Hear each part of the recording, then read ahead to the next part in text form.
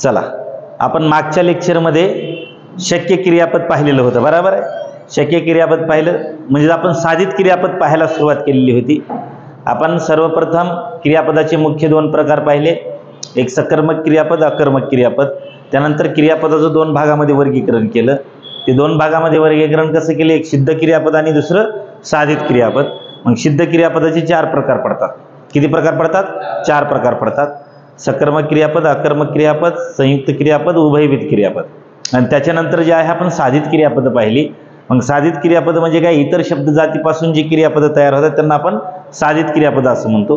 किंवा मूळ धातूला व व व व वी अशा प्रकारचे जे विकार आहेत, अशा प्रकारचे विकार होऊन जे क्रियापद तयार होतात त्यांनाही आपण काय म्हणत असतो, साधित क्रियापद असं म्हणत असतो. आलं लक्षामध्ये. मग त्याच्यापैकी आपण नाम साधित पाहिलं, विशेषण साधित पाहिलं, अव्यय साधित क्रियापद पाहिली, त्याचबरोबर आपण शक्य क्रियापद पाहिलं. आणि साधित क्रियापदापैकी आपलं एक क्रियापद बघायचं राहिलं आहे, त्याचं नाव आहे प्रयोजक क्रियापद. मग आता आपण या ठिकाणी हे प्रयोजक क्रियापद पाहून घेऊया. ठीक आहे, पूर्व काय नाही, लय सोपं आहे. आता प्रयोज या शब्दाचा अर्थ आहे पहा, प्रेरणा देणारे किंवा प्रेरणा देणारा. प्रयोज या शब्दाचा अर्थ काय होतो, प्रेरणा देणारा. आलं लक्षामध्ये. मग मूळ धातूच्या क्रियेचा करता, बघा आता काय म्हणलं ते, ठीक आहे. मूळ धातूच्या क्रियेचा करता ती क्रिया स्वतः करीत नसून ती क्रिया तो इतर कुणाला तरी करायला लावतो. ठीक आहे, म्हणजे याचा सरळ सरळ असा अर्थ आहे पहा, वाक्यातील जो कर्ता असतो ना, तर वाक्यातला हा कर्ता स्वतः क्रिया करत नसून तो दुसऱ्या कोणाला तरी करायला भाग पाडतो, तेव्हा त्या ठिकाणी प्रयोजक क्रियापद येतं. आलं लक्षामध्ये. ठीक आहे, म्हणजे मूळ धातूचा जो कर्ता असतो पहा, मूळ धातूच्या क्रियेचा करता ती क्रिया तो स्वतः करीत नसून ती क्रिया तो इतर दुसऱ्याकडून करून घेतो. कुणाकडून करून घेतो रे? दुसऱ्याकडून करून घेतो. असा अर्थ व्यक्त होत असेल तर त्या क्रियापदाला काय म्हणायचं आपल्याला, प्रयोजक क्रियापद असं म्हणायचं. म्हणजे सरळ सरळ आपल्याला या ठिकाणी एकच गोष्ट लक्षात ठेवायची आहे, आणि ती कोणती आहे, तर ती ही आहे की प्रयोजक क्रियापदामधला जो कर्ता आहे तो कर्ता स्वतः क्रिया करत नसून तो कोणाला दुसऱ्याला करायला भाग पाडतो. स्वतः करतो की दुसऱ्याला करायला भाग पडतो?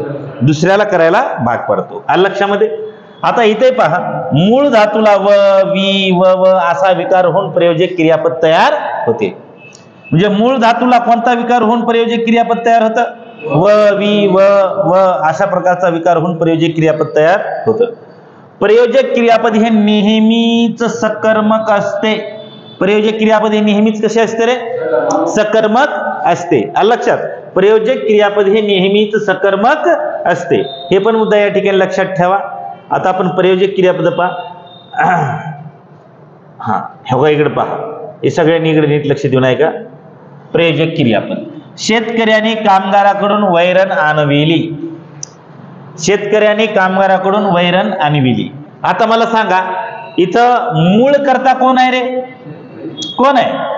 शेतकरी आहे, बरोबर आहे. मग शेतकरी वैरण स्वतः आणालाय की कामगाराकडून आणालाय? मग वैरण आणण्याचं प्रत्यक्ष काम कोण करायलाय? कामगार करायलाय. आलं का लक्षामध्ये. ठीक आहे. आणि वैरण हे या वाक्यातलं काय आहे? कर्म आहे. आता आण हा ह्याच्यातला काय आहे? मूळ धातू आहे. आण हा काय आहे? आणि ह्याच्यापासून आपण काय बनवलं? आणविली. तर या ठिकाणी ह्याला वेलांटी इकडून पाहिजे पा. आणविली, आण पासून आणविली हे क्रियापद बनवलं. आण हा मूळ धातू आहे, बरोबर आहे. मग आता या वरच्या वाक्यात जे आहे ना, ज्या वेळेला दोन कर्ते येतात, ठीक आहे, एक मूळ धातूचा कर्ता असतो आणि दुसरा साधित धातूचा कर्ता असतो. अलग लक्षामध्ये. आता शेतकऱ्याला काय म्हणायचं माहित आहे का? मूळ धातूचा कर्ता म्हणायचं. काय म्हणायचं याला? मूळ धातूचा कर्ता म्हणायचं. मूळ धातूचा कर्ता. आणि कामगाराला काय म्हणायचं? साधित धातूचा कर्ता. काय म्हणायचं ह्याला? साधित धातूचा कर्ता. हा साधित धातूचा जो कर्ता असतो हाच प्रत्यक्ष क्रिया करतो, म्हणून ह्याला काय म्हणायचं असतं आपण? प्रत्यक्ष कर्ता म्हणायचं. काय म्हणायचं ह्याला? प्रत्यक्ष कर्ता. आणि ह्याला काय म्हणायचं? अप्रत्यक्ष कर्ता. काय म्हणायचं ह्याला? अप्रत्यक्ष कर्ता. आलं का लक्षामध्ये. आता दोन्हीही कर्त्याचं एकच कर्म असतं, मग कर्म दोन्ही कर्त्याचं एक कर्म कोणतं आहे? वैरण. आलं लक्षामध्ये? ठीक आहे. आता शेतकऱ्याने कामगाराकडून वैरण आणविली, म्हणजे शेतकऱ्यानं स्वतःहून ती क्रिया केली नाही, तर कामगाराकडून करून घेतलेली आहे. म्हणून हा शेतकरी वाक्याचा करता स्वतः क्रिया करत नसून कुणाकडून करून घ्यालाय? म्हणून आणविली हे क्रियापद कसलं झालं? कसलं झालं? प्रयोजक क्रियापद झालं. कसलं झालं? प्रयोजक. कृष्णाने भीमाकडून जरासंधास मारविले. आता मला सांगा, कृष्णानं काय केलं? भीमाला मारण्याची प्रेरणा दिली. बरोबर आहे? लक्षामध्ये? ठीक आहे. आता प्रत्यक्ष या ठिकाणी कृष्णानं जरासंधास मारले की भीमानं जरासंधास मारले? पण माराय कुणा लावले? कृष्णाने. अलग लक्षामध्ये? म्हणजे कृष्णाने या ठिकाणी काय दिली त्याला? प्रेरणा. अलग लक्षामध्ये? मग आता हे कर्म कोणतं आहे? जरासंध हे काय आहे वाक्यातलं? कर्म आहे. मग मारविले हे क्रियापद कसलं होईल सांगा? प्रयोजक क्रियापद होईल. समजाले की समजा गेले? बरोबर आहे. पहा, कृष्णाने भीमाकडून जरासंधास मारविले. इथं दोन कर्ते आहेत, ह्याच्यातला प्रत्यक्ष कर्ता कोणता आहे सांगा? मग भीमा काय होईल आणि अप्रत्यक्ष कर्ता कोणता होईल? कृष्ण. आईने माझ्याकडून कविता पाठ करविली. आता पहा, कविता पाठ कोण कराले? मी. आणि कोण करून घ्यालय? आई.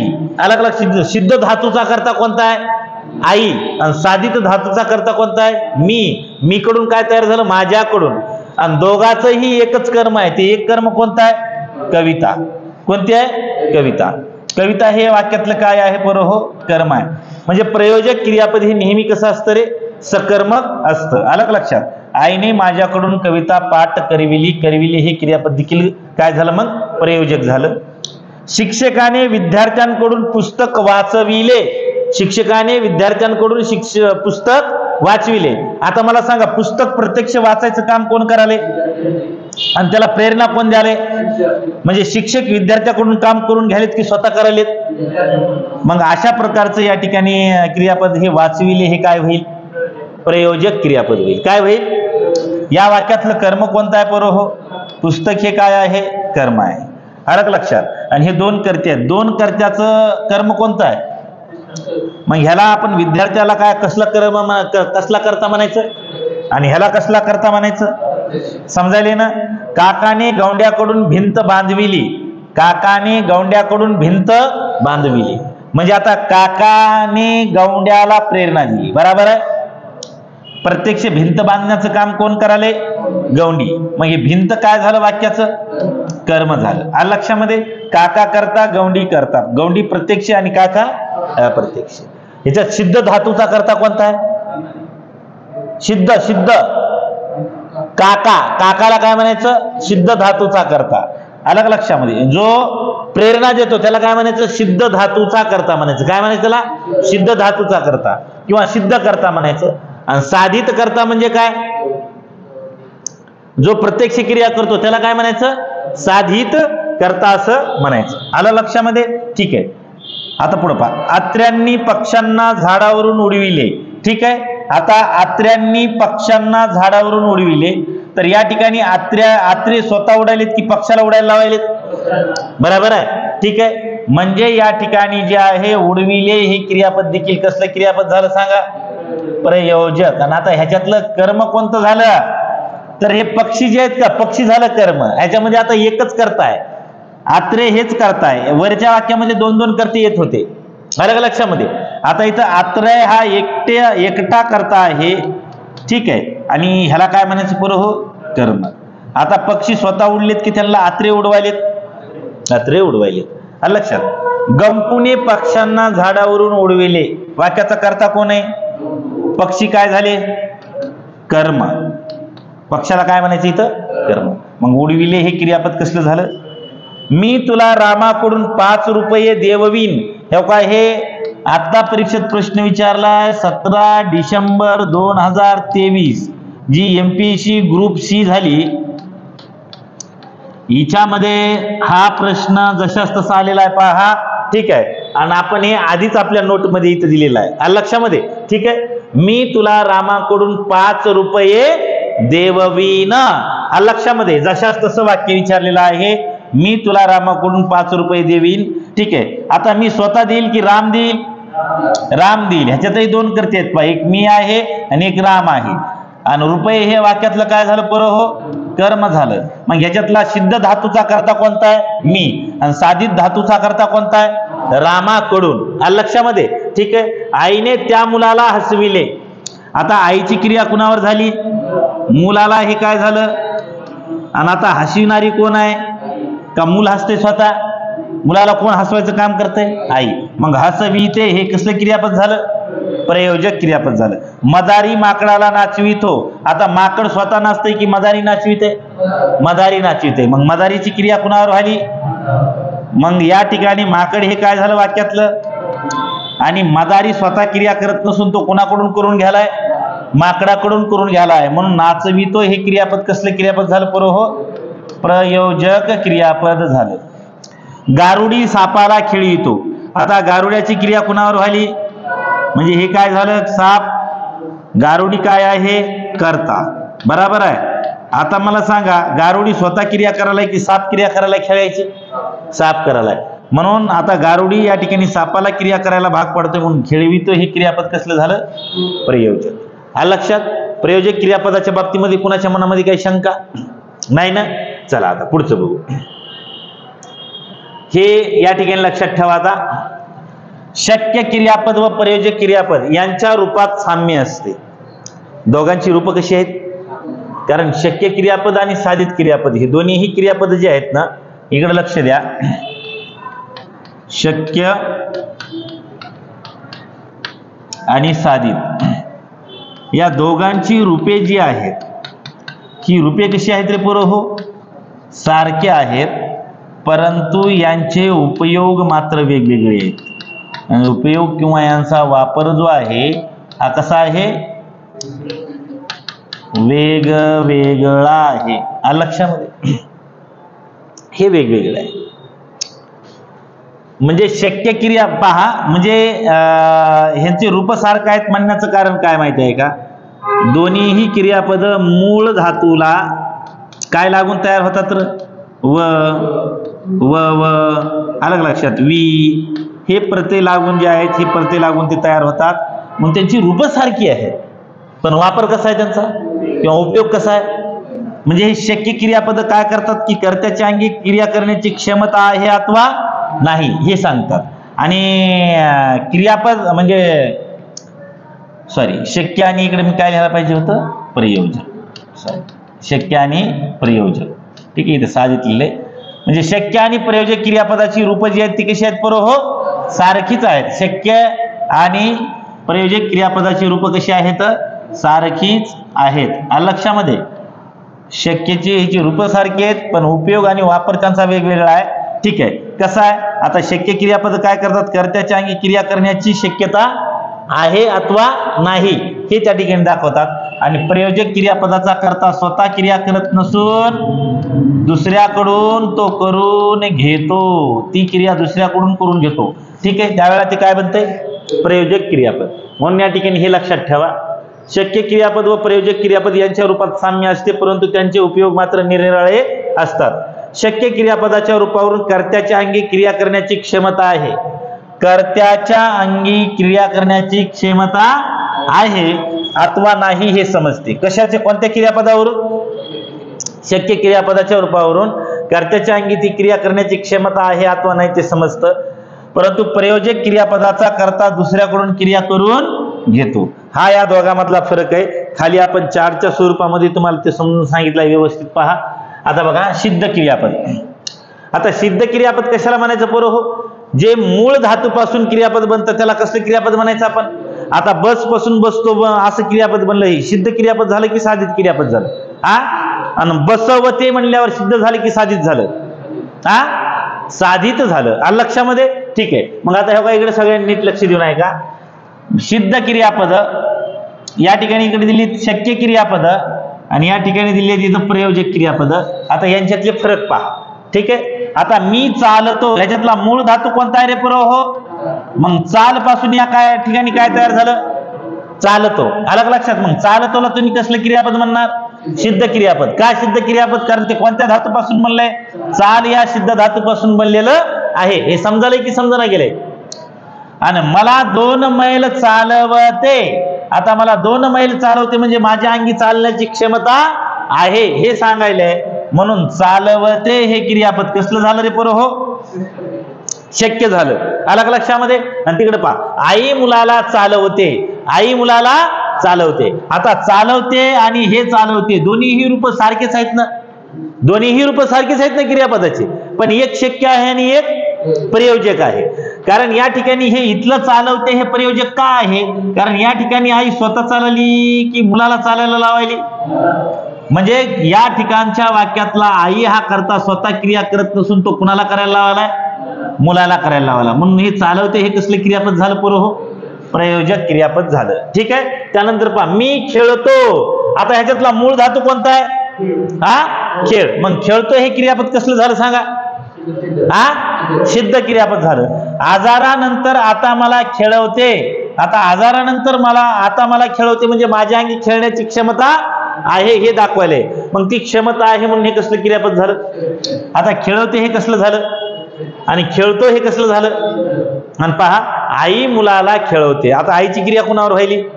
सॉरी, म्हणजे आई स्वतः करायली की मूल करायला? म्हणजे आई मुलाकडून त्या ठिकाणी काय करायली माहिती आहे का? खेळायला त्याला भाग पाडायली. म्हणून खेळवते हे कसलं क्रियापद झालं? आता खेळवते रूप सारखे आहेत, बरोबर आहे, पण वापर कसा आहे, उपयोग कसा आहे, वेगवेगळा आहे. आलं लक्षामध्ये? त्यानंतर पहा, बाबा खाली बसले. आता बसले कशापासून बनलं रे हे? बसले बस या धातूपासून बनलं. बाबांना जास्त वेळ खाली बसवत नाही. बाबांना जास्त वेळ खाली बसवत नाही. आता हे बस पासून बसव हा धातू तयार झाला आणि त्यांच्या अंगी बसण्याची क्षमता नाही हे दाखवले की नाही हे? म्हणून हे कसलं क्रियापद झालं सांगा? आणि आईने बाबांना खुर्चीत बसवले. आता बाबा स्वतः बसली की आईने बसवले? म्हणजे आता आई बाबाकडून ती क्रिया करून घ्यायली की स्वतः करायली? हा, करून घ्यायली. म्हणून बसवले हे क्रियापद इकडे कसलं झालं? प्रयोजक झालं. हा, लक्षामध्ये? तसंच पाहता, पोपट उडाला. आता उड या धातूपासून उडाला हे क्रियापद तयार झालं, बरोबर आहे. मग उडाला हे क्रियापद कसलं आहे? सिद्ध क्रियापद आहे. घायाळ पोपटाला आकाशात उडवले नाही. आता उड पासून उडव हा धातू बनला आणि उडवले हे कसलं क्रियापद झालं? मग उडवले नाही म्हणल्यावर त्या घायाळ पोपटाच्या अंगात ती उडण्याची क्षमता नाही हे आपल्याला समजाले. म्हणजे ते काय झालं? नकारार्थी आहे की होकारार्थी आहे? मग आता पुढचं वाक्य पहा, मी पिंजऱ्यातील पोपटाला उडवले. आता उडणारा कोण आहे आणि उडविणारा कोण आहे? मी आहे. आलं का लक्षामध्ये? मग मीची क्रिया कुणावर घडायली? मग आणि मी स्वतः करायला की पोपट उडण्याची क्रिया करायला? पोपट. म्हणून हे उडवले हे क्रियापद हे कसलं झालं? चटकन सांगा. प्रयोजक. आणि इथलं उडवले नाही हे कसलं झालं? पुढे पहा, बाईंनी वह्या आणल्या. आता ह्याच्यातला मूळ धातू कोणता आहे पोरं? हो, आण हा सिद्ध धातू आहे. आणि आणल्या हे या सिद्ध धातूपासून बनलं म्हणून आणल्या हे क्रियापद कसं झालं? बाईंना वर्गात वह्या आणवत नाहीत. आता आणवत नाहीत म्हणल्यावर त्यांच्या अंगी ती क्षमता आहे का नाही? मग कर्त्याच्या अंगी एखादी क्रिया करण्याची क्षमता आहे अथवा नाही हे ज्या वेळेला एखाद्या क्रियापदाच्या रूपावरून समजतं त्यावेळेला त्याला कोणतं म्हणायचं आपण? शक्य. आणि बाईंनी शिपायाकडून वह्या आणविल्या. बाईंनी शिपायाकडून वह्या आणविल्या. बाईनं स्वतः आणल्यात की शिपायाकडून आणविल्यात? शिपायाकडून आणलेल्या. म्हणून या ठिकाणी हे इथलं आणविल्या हे क्रियापद कसलं झालं? प्रयोजक क्रियापद झालं. कसलं क्रियापद झालं? प्रयोजक क्रियापद झालं. इथपर्यंत कुणाच्या मनामध्ये काही शंका नाही ना? ठीक आहे, चला आता पुढचं बघूया. बघा आता, अनियमित किंवा गौण क्रियापद. अनियमित किंवा गौण क्रियापद. आता अनियमित किंवा गौण क्रियापद कशाला म्हणायचं ते आपण या ठिकाणी पाहणार आहोत. बघा, सगळ्यांनी जरा नीट लक्ष देऊन ऐका. मराठीमध्ये काही धातू असे आहेत की त्यांना काळाचे व अर्थाचे सर्व प्रत्यय न लागता ते वेगळ्याच प्रकारे चालतात. म्हणजे त्यांना काळाचे आणि अर्थाचे प्रत्यय लागत नाही, ते थोड्या वेगळ्या प्रकारे चालतात. त्यांना अनियमित किंवा गौण क्रियापदे असे म्हणतात. आता ह्याचा अर्थ काय ते तुम्हाला समजून सांगतो. पहा, काही क्रियापद आहेत त्यांना काळाचे आणि अर्थाचे सर्व प्रत्यय काय होत नाहीत? सर्व प्रत्यय म्हणाले बरं का, काळाचे आणि अर्थाचे सर्व प्रत्यय लागत नाहीत, ते थोड्या वेगळ्याच प्रकारे चालतात. ठीक आहे. आणि त्यांची मूळ रूपे क्रियापदच आहेत. त्यांची मूळ रूप जी आहेत का, त्यांची मूळ रूपे हीच काय आहेत? क्रियापद आहेत. लक्षात, त्यांची मूळ रूपे क्रियापदेच असून त्यात अमुक एक धातू आहे असे निश्चितपणे सांगता येत नाही. बघा इथं सगळी गोम आहे. म्हणजे त्या क्रियापदामध्ये अमुक एक धातू आहे हे असे निश्चितपणे सांगता येत नाही. आता मी या ठिकाणी बसतो हे क्रियापद जर लिहिलं तर तुम्ही ह्याच्यात कोणता धातू आहे ते सांगू शकता की सांगू शकत नाही? सांगा. सांगू शकता की सांगू शकत नाही? परंतु आता मी या ठिकाणी लिहिलं पहा, आहे, पाहिजे, न लगे. आता ह्याच्यातला धातू कोणता आहे म्हणलं तुम्हाला सांगता येईल का रे निश्चितपणे? नाही. अलग लक्षामध्ये. पण ह्याच्यातलं तुम्हाला निश्चितपणे कोणता धातू आहे ते सांगता येतो की नाही? मग अमुक एक धातू आहे असे निश्चितपणे सांगता येत नाही त्यावेळेला त्याला कसलं क्रियापद म्हणायचं? अनियमित किंवा गौण क्रियापद म्हणायचं. अनियमित किंवा गौण क्रियापद असं म्हणायचं. ठीक आहे. बघा आता खाली, आहे, नाही, पाहिजे, नको, नये, न लगे, नव्हे, हवे या क्रियापदांची रूपे ही अशा प्रकारची आहेत. म्हणजे अनियमित किंवा गौण आहेत. ही क्रियापद कशी आहेत असं जर विचारलं तर तुम्ही ह्यांना काय म्हणणार सांगा? अनियमित किंवा गौण क्रियापद आहेत. अनियमित किंवा गौण क्रियापद आहेत. का? कारण यांच्यामध्ये एक निश्चित धातू आहे हे सांगता येते का? सांगता येत नाही. हे थोड्या वेगळ्याच प्रकारे चालतात. म्हणून याला कसे क्रियापद म्हणायचं हे परीक्षेत सरळ सरळ विचारलं जाते बरं का. फक्त लक्षात ठेवायचं. आता याची उदाहरणं बघा खाली. उदाहरणार्थ, आई घरी नाही. आई घरी नाही. मग नाहीला तुम्ही काय म्हणणार? कसले क्रियापद म्हणणार? अनियमित. मला कॉपी पाहिजे. आता काय म्हणले? आई घरी नाही आणि मला कॉपी पाहिजे. तुमच्यासारखं आगाव कार्ट गेला असेल घरी तर बर का. मला कॉपी पाहिजे. पुढे काय म्हणाली माहिती आहे का? या दरवाजाने जाऊ नको, कुणी बघल. आहे की नाही? या दरवाजाने जाऊ नको. नको हे कसलं क्रियापद झालं? अनियमित किंवा गौण. मग लगेच पुन्हा ते म्हणाले, असे वागणे बरे नव्हे. एक तर आई घरी नाही. बरोबर आहे लक्षामध्ये. असे वागणे बरे नव्हे. लक्षात. मग नव्हे हे कसलं क्रियापद झालं? मुलांनी सतत खेळू नये. नये. परमेश्वर सर्वत्र आहे. अनियमित क्रियापद. सुज्ञास अधिक सांगणे न लगे. अनियमित क्रियापद. लक्षामध्ये. ठीक आहे. आणि मला दूध हवे. हवे हे कसलं क्रियापद झालं? मग गौण क्रियापद झालं. काय अडचणीत पर्यंत? चला आता भाव कृतुक क्रियापद बघूयात आपण. भाव कृतुक ह्याचं थोडं नाव चुकीले. भाव कृतुक क्रियापद किंवा ह्याला दुसरं नाव आहे अकृतुक क्रियापद. अकृतुक क्रियापद. ठीक आहे. आता याच्यात भानगड काय आहे माहिती आहे का? याच्यातलं जे मूळ क्रियापद असतं ते क्रियापद असतं आणि त्या क्रियापदाचा जो मूळ भाव आहे तोच त्याचा कर्ता मानला जातो. तोच त्याचा काय मानला जातो? कर्ता मानला जातो. उदाहरणार्थ होतो हे का इकडे पहा. मी आता असं म्हटला, मला सकाळपासून मळमळते.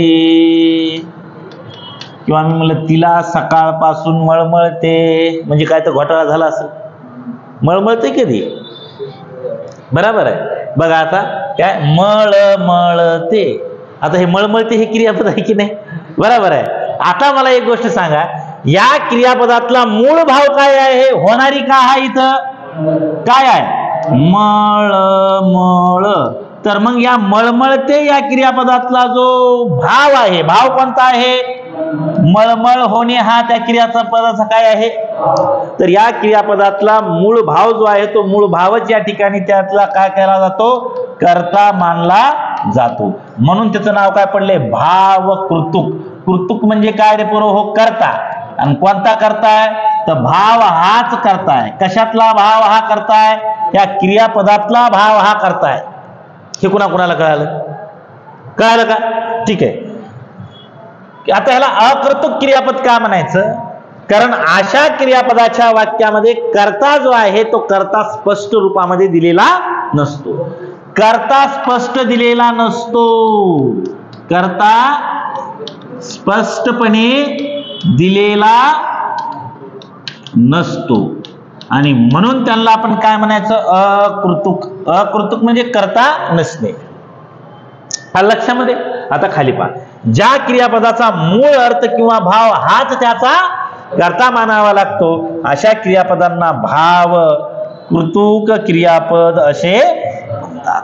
आलं लक्षामध्ये? या क्रियापदांचा कर्ता वाक्यात स्पष्ट असतो की स्पष्ट नसतो? स्पष्ट नसतो. म्हणून काही व्याकरणकार त्यांना काय म्हणतात? अकृतुक क्रियापद असे म्हणतात. मग ही कोणकोणती आहेत पहा. सांजावले, मळमळते, खवखवते, अलग लक्षात, जळजळते, उजाडले, अलग लक्षात. ही असली क्रियापद जी आहेत त्यांना काय म्हणायचं? भावकृतुक क्रियापद. बघा, मी घरी पोहोचण्यापूर्वीच सांजावले, कारण इकडे टाइमपास केला असेल कॉफी शॉप मध्ये, आहे की नाही? मी घरी पोहोचण्यापूर्वीच सांजावले. आता इथं होणारी काय आहे रे पोरं? हो, सांज. सांज अलग लक्षामध्ये, ठीक आहे. म्हणून सांजावले हे जे क्रियापद जे आहे, ठीक आहे, या वाक्याचा कर्ता जो आहे तो कर्ता स्पष्टपणे दिलेला आहे काही. या वाक्याचा कर्ता कोणता? मी घरी पोहोचण्यापूर्वीच सांजावले. आता होणारी काय आहे इथं? सांज आहे. अलग लक्षामध्ये, ठीक आहे. म्हणून सांजावले हे क्रियापद कसलं झालं? भावकृतुक. पित्त झाल्यामुळे त्याला आज मळमळले, होणारी काय आहे? मग मळमळ हेच त्या ठिकाणी काय म्हणायचा? कर्ता. आलं लक्षामध्ये? म्हणून ह्याला कसलं क्रियापद म्हणायचं? ह्याला इकडे पहा, उजाडले तेव्हा सकाळचे 6 वाजले होते, तर हे उजाडले जे आहे का हे भावकृतुक क्रियापद आहे. नीट बघा, हे कसले क्रियापद आहे पोरं? हो, भावकृतुक क्रियापद आहे. कारण ह्याच्यातला उजेड होणे ही त्याची क्रिया आहे. मूळ हा त्याचा भाव आहे. अलग लक्षात, ठीक आहे. त्याच्यानंतर आता पुढे पहा, आज दिवसभर सारखे गडगडले, होणारे काय आहे? गडगड. आलं लक्षामध्ये, ठीक आहे. मग हे गडगड जे आहे, गडगडच वाक्यातला काय म्हणायचा? कर्ता मानायचा. आलं लक्षात? सहली जाताना कात्रज जवळ उजाडले, आताच पाहिलं, उजाडले हे कसले क्रियापद आहे? भावकृतुक क्रियापद आहे. नेक्स्ट, अशक्तपणामुळे तिला गरगरते, होणारी काय आहे? गरगर. मग गरगरते हे कसलं क्रियापद झालं? काळ्या ढगामुळे आकाश झाकाळले, मग हे झाकाळले हे कसलं क्रियापद झालं? भावकृतुक क्रियापद झालं. प्रणिताला पोटात ढवळते, फुकटची पाणीपुरी हाणली असेल, बरोबर आहे. प्रणिताला पोटात ढवळते, होणारी काय आहे? ढवळ. अलग लक्षामध्ये, ठीक आहे. मला मामाच्या घरी छान करमते, कारण मामी दिवसभर घरी नसते, बरोबर आहे. अलग लक्षामध्ये, दोघांचंच राज्य, म्हणून ह्याला करमत आहे. मला मामाच्या घरी छान करमते, होणारी काय इथं? करमणूक, बरोबर आहे. मग करमते हे जे क्रियापद जे आहे कसलं क्रियापद आहे? भावकृतुक क्रियापद आहे. उन्हामुळे त्याला कलकलते, होणारी काय आहे? कलकल. अलग लक्षामध्ये, मग कलकलते हे क्रियापद कसलं मानायचं आपण? भावकृतुक क्रियापद मानायचं. तिखट खाल्याने घशात जळजळते, होणारी काय आहे? जळजळ. होणारी काय आहे? जळजळ. आलं लक्षामध्ये, मग जळजळते हे भावकृतुक क्रियापद झालं. आंबट खाल्ल्याने घशात खवखवते, होणारी काय काय? खवखव. मग खवखवते हे कसले क्रियापद आहे? भावकृतुक क्रियापद आहे. आलं लक्षामध्ये. आता त्याच्यानंतर लास्ट शेवटचा मुद्दा, करणरूप व अकरणरूप क्रियापद. करणरूप आणि अकरणरूप क्रियापद. आलं लक्षामध्ये, करणरूप आणि अकरणरूप क्रियापद. आता करणरूपचा अर्थ होतो पहा होकारार्थी. करणरूपचा अर्थ काय होतो रे पोरं? हो, होकारार्थी असा त्याचा अर्थ होतो. आलं लक्षामध्ये. मग आता काय म्हणले ते पहा, वाक्यातील क्रियापदाने केलेले विधान होकारार्थी असते, तेव्हा त्या क्रियापदाच्या त्या रूपाला काय म्हणायचं पोरं? हो, म्हणजे क्रियापदा वाक्यातील केलेले क्रियापदानं जे विधान असतं ते जर होकारार्थी असेल तर त्याला काय म्हणायचं? करणरूप असं म्हणायचं. उदाहरणार्थ, मुलांनी खरे बोलावे, मग खरे बोलावे होकारार्थी आहे की नकारार्थी आहे? राम शाळेत गेला होकारार्थी आहे की नकारार्थी आहे? मग याला करणरूप म्हणणार की अकरणरूप म्हणणार? करणरूप म्हणायचं. ह्याच्यामध्ये काय अवघड आहे का? अलग लक्षामध्ये नाही. चला आता पुढचं पहा, अकरणरूप. ठीक आहे, अकरणरूप म्हणजे काय? आता नकारार्थी क्रियापद. कसलं क्रियापद? नकारार्थी. ठीक आहे, म्हणजे या ठिकाणी आपल्याला एक लक्षात ठेवायचंय, अकरणरूप क्रियापद म्हणजे काय? तर वाक्यातील क्रियापदाने केलेले विधान नकारार्थी असते. कसे असते? नकारार्थी असते. तेव्हा त्या क्रियापदाला काय म्हणायचं? अकरणरूप क्रियापद असं म्हणायचं. उदाहरणार्थ पहा, मुलांनी खोटे बोलू नये. आता खोटे बोलू नये, नये म्हणजे काय दाखवाले? नका. म्हणजे ह्याला काय म्हणायचं तुम्ही आता? नकारार्थी म्हणायचं किंवा करण रूप म्हणायचं का अकरण रूप म्हणायचं? अकरण रूप म्हणायचं. उन्हाळ्यात लहान मुलांनी उन्हात खेळू नये, म्हणजे नये हे इथं तुम्हाला नकार दाखवलाय, म्हणजे ते काय झालं आता? आलं लक्षात? करण रूप की अकरण रूप? अकरण रूप. आलं लक्षामध्ये? तर अशा पद्धतीनं राजांनो आपण सगळ्याला सगळं क्रियापद हे चॅप्टर या ठिकाणी समाप्त केलेलं आहे. आता याच्या पलीकडे तुम्हाला परीक्षेमध्ये क्रियापदावरती कुठलाही क्वेश्चन विचारला जाणार नाही. आता आपण क्रियापद म्हणजे काय, धातू, धातू साधिते, क्रियापद हे सगळं क्रमाने या ठिकाणी संपवलेलं आहे. ठीक आहे. आता याच्यानंतर जे आहे, याच्यानंतर आपल्याला येणारा जो टॉपिक आहे तो आपल्याला क्रियापदाचा काळ हा उद्याच्या लेक्चरमध्ये सुरू करायचा आहे. काय सुरू करायचा आहे? क्रियापदाचा काळ हा टॉपिक आपल्याला या ठिकाणी सुरू करायचा आहे. आलं लक्षामध्ये?